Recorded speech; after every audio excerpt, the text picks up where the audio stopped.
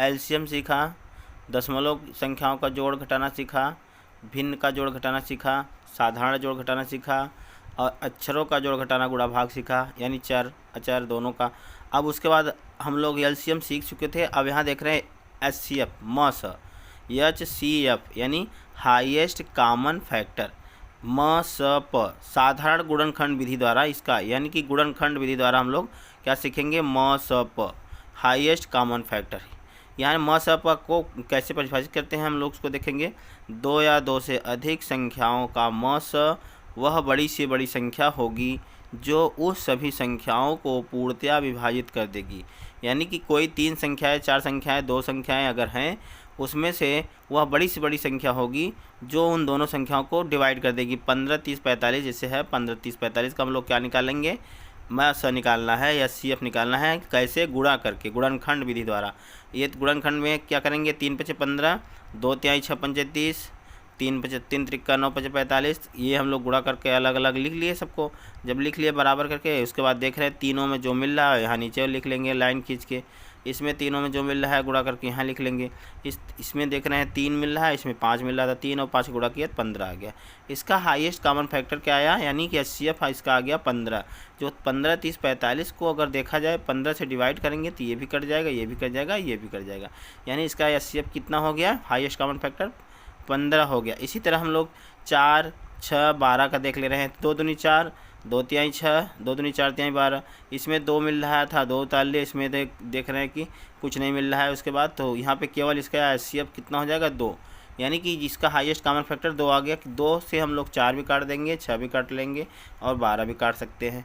यानी इसका मौसा कितना हो गया, 2 आ गया। इसी तरह अगली वाली संख्या देख रहे हैं 30, 40, 50 का। 30, 40, 30 का इधर से लिख लेंगे, 2 तिहाई 6 पंजे 30, 40 का लिखेंगे 2 दूनी 4, 2 दूनी 4, 4 दूनी 8 पंचे 40 हो गया। इसी तरह 50 का 2 पंचे 10, 55 50 हो गया। यानी गुणा कर करके लिखेंगे हम लोग इसको। देख रहे हैं इसमें 2 मिल रहा था, 2 उतार लिए और देख रहे हैं केवल 5 मिल रहा है तो 5 उतार लिए। तीनों में मिलना चाहिए, अगर तीनों में नहीं मिल रहा है तो हम लोग नहीं उतार पाएंगे। जैसे इसमें देखिए, इसमें 3 मिल रहा था, इसमें 3 नहीं है, इसमें भी नहीं है। इसमें 2 मिल रहा है, इसमें 2 नहीं है। इसमें केवल तीनों में देख रहे हैं 5 है, 5 उतार लिए। 2 पंचे 10, इसका एचसीएफ कितना आ गया, 10 आ गया।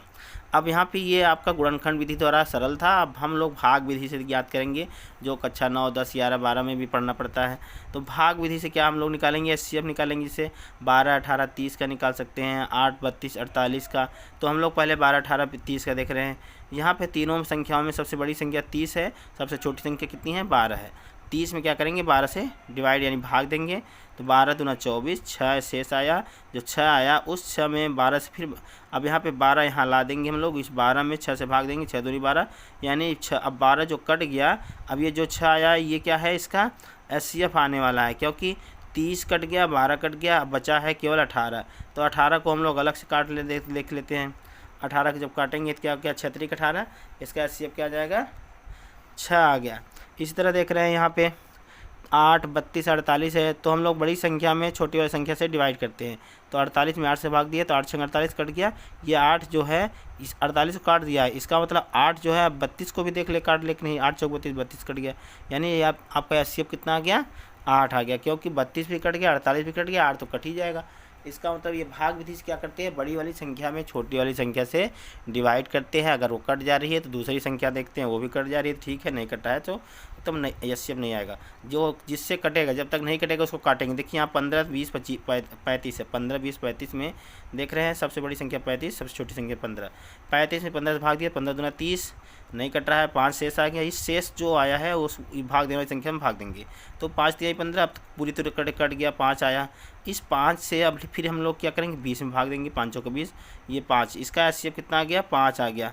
यानी कि इसी तरह हम लोग 20, 50, 60 का देख लेते हैं। 60 बड़ी संख्या है, 20 सबसे छोटी संख्या है। 20 तिहाई 60 यानी कि 20 से 60 कट गया।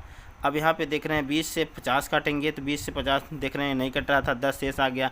10 आया तो 10 से 20 में फिर डिवाइड करेंगे, 2 आ जाएगा। अब कट गया नहीं, यानी इसका एचसीएफ कितना आ गया, 10 आ गया। इसका एचसीएफ 10 आ गया। 9, 30, 48 का देख लेते हैं। सबसे छोटी संख्या 9 है, सबसे बड़ी संख्या 48 है। अब यहाँ 9, 30, 48 में देख रहे हैं कि जो है 48 में 9 से भाग देंगे, 9 नहीं कटा है, 3 से बच रहा है, 3 में फिर उसके बाद देख रहे हैं 9 से भाग देंगे, मतलब 9 में 3 का भाग देंगे 3 आ जाएगा। फिर यही 3 से हम लोग 30 से भाग देंगे, 30 में भाग देंगे 3 दामा 30 10 आ गया। यानी कि इसका जो HCF आया है वो 3 आ गया। कैसे? 3 जो है 9 को काट दे रहा है, 30 को भी काट दे रहा है, 48 को काट दे रहा है। यानी अब HCF आपका सरल हो गया। भाग विधि से भी सरल है और गुणनखंड विधि द्वारा भी सरल है। ये आपका 15 45 HCF है, इसका आप लोग निकालेंगे। 20 30 60 का निकालेंगे, 5 25 45 का निकालेंगे।